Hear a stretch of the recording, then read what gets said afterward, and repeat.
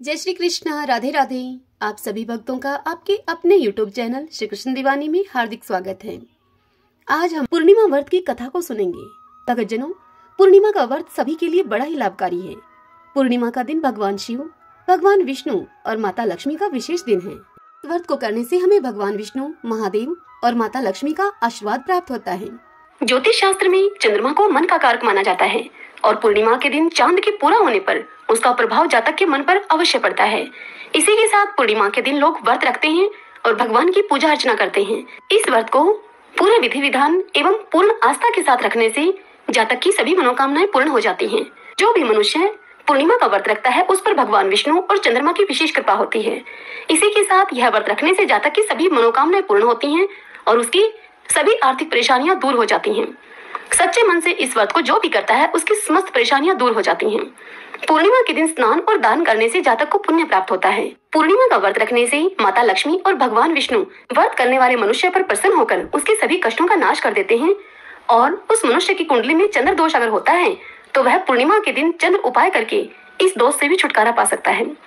ज्योतिष शास्त्र के अनुसार पूर्णिमा के दिन चंद्रमा और सूर्य आमने सामने होते हैं। चंद्रमा का प्रभाव मनुष्य के ऊपर अधिक पड़ता है, इसलिए इस दिन, इस पूर्णिमासी के व्रत के दिन चंद्रमा को अर्घ देने का विधान है। पूर्णिमा के दिन जो भी मनुष्य व्रत करता है और चंद्रमा की पूजा करता है उसकी मानसिक दृढ़ता में वृद्धि होती है। पूर्णिमा व्रत से चंद्रमा जातक को विशेष लाभ प्रदान करता है। आइए भक्तजनों, अब हम सब पूर्णिमासी व्रत की कथा सुनते हैं। सब बोलिए विष्णु भगवान की जय। ओम नमो भगवते वासुदेवाय। ओम नमः शिवाय। द्वापर युग में एक समय की बात है, यशोदा जी ने कृष्ण से पूछा, हे कृष्ण, तुम सारे संसार के उत्पन्न करता, पोषक तथा उसके संहार करता हो। आज कोई ऐसा व्रत मुझसे कहो जिसके करने से मृत्युलोक में स्त्रियों को विधवा होने का भय न रहे और यह व्रत सभी मनुष्यों की मनोकामनाओं को पूर्ण करने वाला हो। श्री कृष्ण ने यशोदा जी के पूछने पर उनसे कहा, हे माता, तुमने अति सुंदर प्रश्न किया है। मैं तुमसे ऐसे ही व्रत को सुविस्तार से बताता हूँ। सौभाग्य की प्राप्ति के लिए स्त्रियों को 32 पूर्णमासियों का व्रत करना चाहिए। इस व्रत को करने से स्त्रियों को सौभाग्य की संपत्ति मिलती है। यह व्रत अचल सौभाग्य को देने वाला है एवं भगवान शिव के प्रति मनुष्य मात्र की भक्ति को बढ़ाने वाला है। तब यशोदा जी कहने लगी कि हे कृष्ण, सर्वप्रथम इस व्रत को मृत्युलोक में किसने किया था, इसके विषय में तुम विस्तार पूर्वक मुझसे कहो। तब श्री कृष्ण जी कहने लगे कि इस भूमंडल पर एक अत्यंत प्रसिद्ध राजा, चंद्रहास से पालित, अनेक प्रकार के रत्नों से परिपूर्ण कातिका नाम की एक नगरी थी। वहाँ पर धनेश्वर नाम का एक ब्राह्मण रहता था और उसकी स्त्री अति सुशीला रूपवती थी। दोनों ही उस नगरी में बड़े प्रेम के साथ रहा करते थे। घर में धन धान्य आदि की कोई कमी नहीं थी। उनको बस एक ही दुख था और वह दुख बहुत बड़ा था। उनकी कोई संतान नहीं थी। इस दुख से वह अत्यंत दुखी रहते थे। एक समय एक बड़ा ही तपस्वी योगी उस नगरी में आया। वह योगी उस ब्राह्मण के घर को छोड़कर अन्य सभी घरों से भिक्षा लाकर भोजन किया करता था। रूपवती से वह भिक्षा नहीं लिया करता था। उस योगी ने एक दिन रूपवती से भिक्षा न लेकर किसी अन्य घर से भिक्षा लेकर गंगा के किनारे पर जाकर भिक्षा अन्न को प्रेम पूर्वक खा रहा था। तब धनेश्वर ने योगी का यह सब कार्य किसी प्रकार से देख लिया। अपनी भिक्षा का अनादर हुए देखकर धनेश्वर को बड़ा दुख हुआ। धनेश्वर ने योगी से बोला, हे महात्मन, आप सब घरों से भिक्षा लेते हैं परंतु मेरे घर की भिक्षा आप कभी नहीं लेते। इसका क्या कारण है, आप मुझे बताइए। तब उस योगी ने कहा कि निसंतान के घर की भीख पतितों के अन्न के तुल्य होती है और जो पतितों का अन्न खाता है वह भी पतित हो जाता है। चूंकि तुम निसंतान हो, अतः पतित हो जाने के भय से मैं तुम्हारे घर की भिक्षा नहीं लेता हूँ। धनेश्वर इस बात को सुनकर अपने मन में बड़ा ही दुखी हुआ और हाथ जोड़कर उस योगी के पैरों पे गिर पड़ा और आर्द्र भाव से उससे कहने लगा, हे महाराज, यदि ऐसा है तो आप मुझको पुत्र की प्राप्ति का कोई उपाय बताइए। आप सर्वज्ञ हैं, आप मुझ पर अवश्य ही कृपा कीजिए। धन की मेरे घर में कोई कमी नहीं है परंतु मैं पुत्र न होने के कारण अत्यंत दुखी हूँ। हे प्रभु, आप मेरे इस दुख का निवारण करें, आप सामर्थ्यवान हैं। यह सुनकर उस योगी ने कहा, हे ब्राह्मण, तुम चंडी की आराधना करो। योगी के यह शब्द सुनकर घर आकर धनेश्वर ने सारा वृतांत अपनी स्त्री से कहा और स्वयं तप के निमित्त वन में चला गया। वन में जाकर धनेश्वर ने देवी चंडी की उपासना की और उपवास किए। चंडी ने 16वें दिन उसको स्वप्न में दर्शन दिया और कहा, हे धनेश्वर, जा तेरे पुत्र होगा परंतु वह 16 वर्ष की आयु में ही मृत्यु को प्राप्त हो जाएगा। यदि तुम दोनों स्त्री पुरुष 32 पूर्णमासियों का व्रत विधि पूर्वक करोगे तो वह तुम्हारा पुत्र दीर्घायु होगा। जितनी तुम्हारी सामर्थ्य हो, आटे के दिए बनाकर शिव जी का पूजन करना। प्रातः काल होने पर इस स्थान के समीप ही तुम्हें एक आम का वृक्ष दिखाई देगा। उस पर तुम चढ़कर एक फल तोड़कर शीघ्र अपने घर को ले जाना। अपनी स्त्री से सब वृतांत कहना। ऋतु स्नान के पश्चात तुम्हारी स्त्री स्वच्छ होकर श्री शंकर जी का ध्यान करके उस फल को खा लेगी। तब शंकर भगवान की कृपा से उसको गर्भ हो जाएगा। जब वह ब्राह्मण प्रातःकाल उठा तो उसने उस स्थान के पास ही एक आम का वृक्ष देखा जिस पर अत्यंत ही सुंदर आम का फल लगा हुआ था। उस ब्राह्मण ने उस आम के वृक्ष पर चढ़कर उस फल को तोड़ने का प्रयत्न किया, परंतु वृक्ष पर कई बार प्रयत्न करने पर भी वह न चढ़ पाया। तब तो उस ब्राह्मण को बड़ी चिंता हुई और विघ्न विनाशक श्री गणेश जी की वह वंदना करने लगा। हे दयानिधि, हे गणेश भगवान, अपने भगत के विघ्नों का नाश करके उनके मंगल कार्य को करने वाले, दुष्टों का नाश करने वाले, रिद्धि सिद्धि को देने वाले, आप मुझ पर प्रसन्न हो। आप मुझ पर कृपा करके मुझे इतना बल दें कि मैं अपने मनोरथ को पूर्ण कर सकूं। इस प्रकार गणेश जी की प्रार्थना करने पर उनकी कृपा से धनेश्वर उस वृक्ष पर चढ़ गया और उसने एक अति सुंदर आम का फल देखा। उसने विचार किया कि जो वरदान से मिला था वह यह है और कोई फल दिखाई नहीं देता। उस धनेश्वर ब्राह्मण ने जल्दी से उस फल को तोड़कर अपनी स्त्री को लाकर दिया और उसकी स्त्री ने अपने पति के कहे अनुसार उस फल को खा लिया और वह गर्भवती हो गई। देवी चंडी की असीम अनुकंपा से उसे एक अत्यंत सुंदर पुत्र उत्पन्न हुआ जिसका नाम उन्होंने देवीदास रखा। माता पिता के हर्ष और शोक के साथ वह बालक शुक्ल पक्ष के चंद्रमा की भांति अपने पिता के घर में पढ़ने लगा।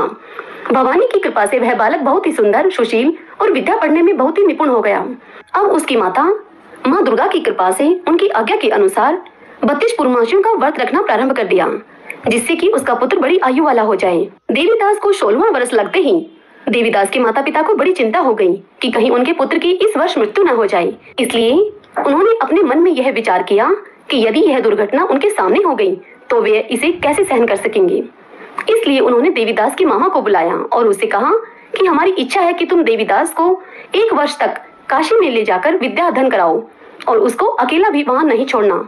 इसलिए साथ में तुम चले जाओ और 1 वर्ष के पश्चात इसको वापस लौटा कर ले आना। सारे प्रबंध करके उसके माता पिता ने काशी जाने के लिए देवीदास को एक घोड़े पर बैठाकर उसके मामा को उसके साथ कर दिया, किंतु यह बात उसके मामा या किसी और अन्य व्यक्ति से नहीं कही। तत्पश्चात धनेश्वर ने अपनी पत्नी के साथ अपने पुत्र की मंगल कामना तथा दीर्घायु के लिए भगवती दुर्गा की आराधना और पूर्णमासियों का व्रत करना आरंभ कर दिया। इस प्रकार बराबर 32 पूर्णमासियों का व्रत पूरा किया। कुछ समय के पश्चात एक दिन वह दोनों मामा और भांजा मार्ग में रात्रि बिताने के लिए किसी गांव में ठहरे हुए थे। उस दिन उस गांव में एक ब्राह्मण की अत्यंत सुंदरी, सुशीला, विदुषी और गुणवती कन्या का विवाह होने वाला था। जिस धर्मशाला के अंदर वर और उसकी बारात ठहरी हुई थी उसी धर्मशाला में देवीदास और उसके मामा भी ठहरे हुए थे। संयोगवश कन्या को तेल आदि चढ़ाकर मंडप आदि का कृत्य किया गया। तब लगन के समय वर को धनुर्वात हो गया, जिससे वर के पिता ने अपने कुटुंबियों से परामर्श करके यह निश्चय किया कि यह देवीदास मेरे पुत्र के जैसा ही सुंदर है, मैं इसके साथ ही लगन करा दूं तो बाद में विवाह के अन्य कार्य मेरे लड़के के साथ हो जाएंगे। ऐसा सोचकर देवीदास के मामा से जाकर वह बोला कि तुम थोड़ी देर के लिए अपने भांजे को हमें दे दो जिससे कि विवाह के लगन का सब कार्य सुचारू रूप से पूर्ण हो सके। तब उसका मामा कहने लगा कि जो कुछ भी मधुपर्क आदि कन्यादान के समय वर को मिले वह सब हमें दे दिया जाए तो मेरा भांजा इस बारात का दूल्हा बन जाएगा। देवीदास के मामा की यह बात वर के पिता ने स्वीकार कर ली। तत्पश्चात देवीदास के मामा ने देवीदास को वर बनने के लिए उस वर के पिता के साथ भेज दिया और उसके साथ सब विवाह कार्य रात्रि में विधि पूर्वक संपन्न भी हो गया। पत्नी के साथ वह भोजन न कर सका और अपने मन में सोचने लगा कि न जाने यह कैसी स्त्री होगी। वह एकांत में इसी बात को सोचकर गर्म निश्वास छोड़ने लगा और उसकी आंखों में से आंसू भी आ गए। तब उस वधू ने पूछा कि क्या बात है, आप इतने उदासीन और दुखी क्यों हो रहे हैं। तब उसने सब बातें जो वर के पिता और उसके मामा के बीच हुई थी उसको बतला दी। तब वह कन्या कहने लगी कि यह ब्रह्मा विवाह के विपरीत तो हो कैसे सकता है। देव, ब्राह्मण और अग्नि के सामने मैंने आपको ही अपना पति बनाया है, इसलिए आप ही मेरे पति हैं। मैं आपकी ही पत्नी रहूंगी, किसी अन्य की कदापि नहीं। तब देवीदास ने कहा कि ऐसा मत करिए क्योंकि मेरी आयु बहुत थोड़ी है, मेरे पश्चात आपकी क्या गति होगी। इन बातों को अच्छी तरह से आप विचार कर लो। परंतु वह दृढ़ विचार वाली स्त्री थी। वह बोली कि जो आपकी गति होगी वही मेरी गति भी होगी। इस प्रकार कहकर वह कन्या कहने लगी, हे स्वामी, आप उठिए और भोजन करिए, आप निश्चय ही भूखे होंगे।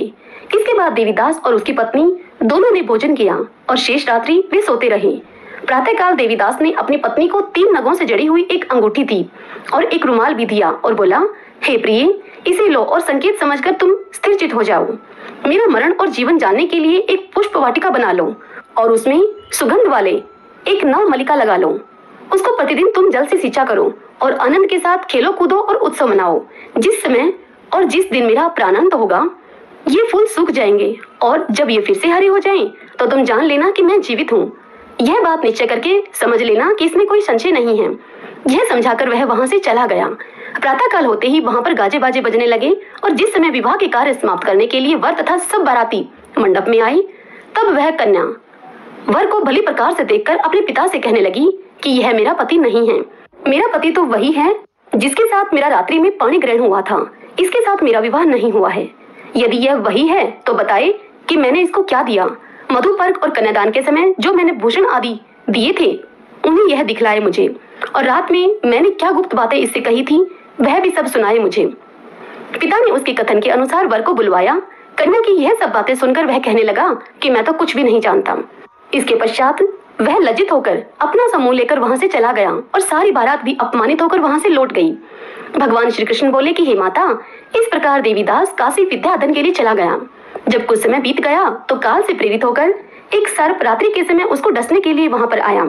उस विषधर के प्रभाव से उसके शयन का स्थान चारों ओर से विष की ज्वाला से विषैला हो गया, परंतु वर्तराज के प्रभाव से उसको काटने न पाया, क्योंकि पहले ही उसकी माता ने 32 पूर्णिमा का व्रत कर रखा था। इसके बाद मध्याह्न के समय वह काल फिर से वहां आया और उसके शरीर से उसके प्राणों को निकालने का प्रयत्न करने लगा, जिससे कि वह मूर्छित होकर पृथ्वी पर गिर पड़ा।